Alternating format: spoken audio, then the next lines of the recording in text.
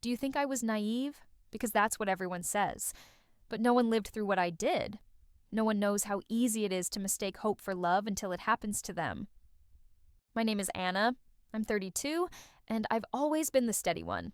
I bought my own condo, kept a tight circle of friends, did everything the right way. People saw me as reliable, maybe even a little boring. But under all that, I was lonely, not desperate, just tired of being the one who smiled at everyone else's weddings and went home alone. So when I met him, it felt like the universe was finally giving me my turn. His name? Well, let's just call him David. He was handsome, polite, foreign. The kind of man who turned heads without trying. He had an accent that made every word sound like poetry, and an old-world chivalry you don't see anymore. Doors opened, chairs pulled out, details remembered. From the start, he pursued me with a focus I wasn't used to. Morning texts, surprise lunches, small thoughtful gifts. He made me feel seen in a way no one had before. My friends teased that I'd finally found a man who understood romance, and I wanted to believe them. Within weeks, David was talking about forever, our home, our garden, our children. And after just 6 months, he dropped to one knee in my living room with a ring that glittered under the lamplight. I said yes. Not because I was certain, but because I wanted to be. Part of the reason I clung to David so fiercely was because of everything that came before him. My dating history wasn't tragic, just quietly painful. Men who lost interest, relationships that fizzled, boyfriends who left me for someone they connected with more. Each one chipped away at me until I started to wonder if I was simply forgettable. The kind of woman you date for a while, but never build a life with. So when David arrived, full of passion and promises, I convinced myself this was my second chance. And he knew how to make that fantasy feel real. He folded himself into my world with ease, cooking dinners at my place, asking thoughtful questions about my family, and charming them effortlessly once he met them. My mom said he was polite, my dad said he was hardworking, my sister teased that I'd finally found a good one, and David painted a future so vivid I could almost touch it. Us buying a house with a garden, raising bilingual children proud of both cultures, traveling to his home country to meet his family. He made forever sound not just possible, but inevitable. Still, there were cracks. He asked odd questions about visas and permanent residency. He avoided talking about his own past, saying it was too complicated. Sometimes his urgency about building a life here felt more like pressure than passion. A friend pulled me aside one night and asked if I'd considered that he might be marrying for papers. I laughed it off, almost offended. He just wants a better life, I said. Don't we all? But the truth is, the comment stung. Not because I believed it, but because it planted a seed I didn't want to water. The first time I asked David where he'd been late at night, he didn't get defensive. He got calm. Too calm. He smiled, shook his head gently, and said, "You're being paranoid." That word lodged itself in my mind. Paranoid. He repeated it often enough that I started wondering if maybe he was right. Whenever I caught inconsistencies, calls that dropped, stories that shifted, he'd flip the script. He reminded me of how much he'd given up to be with me, how much he loved me, and how I was ruining a good thing by overthinking. It wasn't about his actions anymore. It was about my insecurity. And it wasn't just between us. Slowly, he widened the circle. To my parents, he'd mentioned I'd been a little stressed lately. To friends, he hinted I might be carrying baggage from past heartbreaks. He never came out and called me unstable. He didn't have to. The suggestion was enough. It worked. My mom told me maybe I should relax more. A friend asked if I was sure I wasn't projecting old wounds onto him.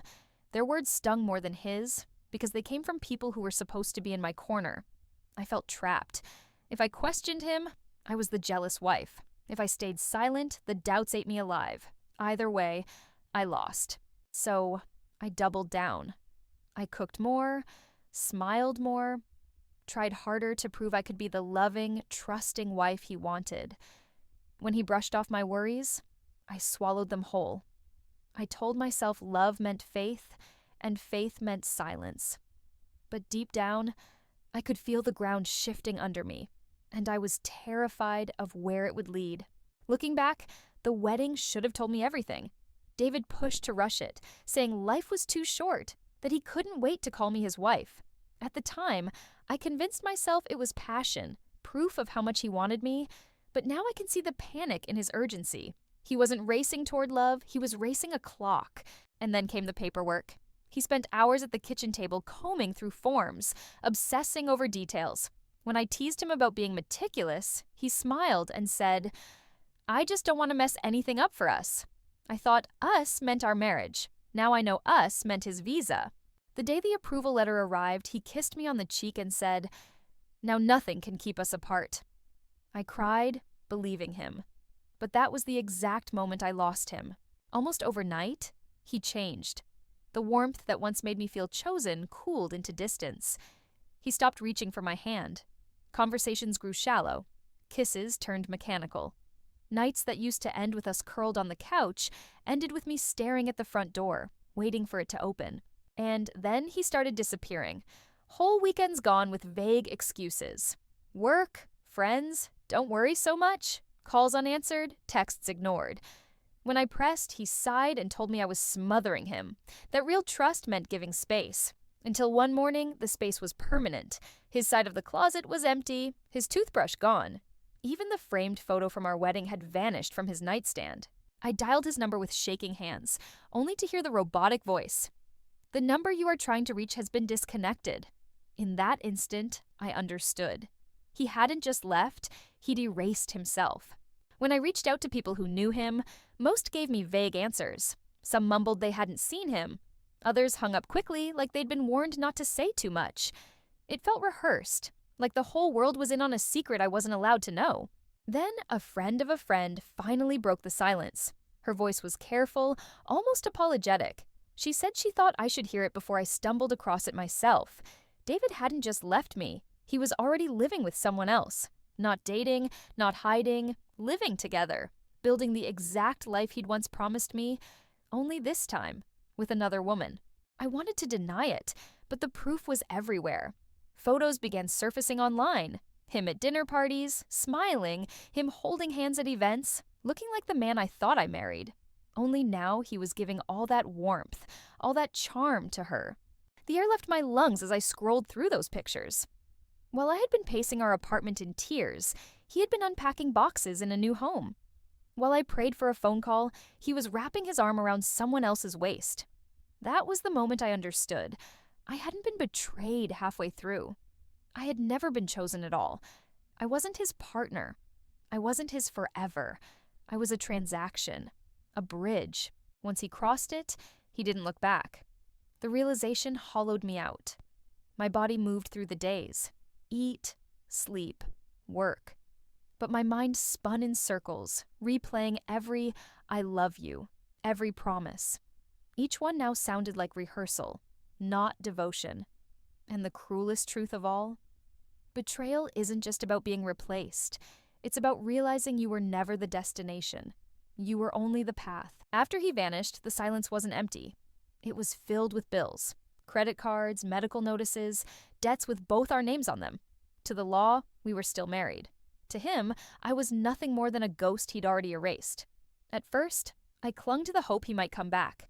But as weeks dragged into months, hope curdled into humiliation. He hadn't just abandoned me, he'd discarded me, leaving me legally shackled to a man who no longer existed. I couldn't do it alone, so I hired a private investigator. He warned it might take time, but within weeks he found him. Different city, slightly different name, same smile, same story. And then came the real blow. I wasn't the first. The PI laid it out plainly. David had a pattern.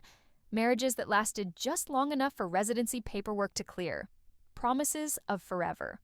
The moment his status was secured, he vanished. Again and again. I wasn't special.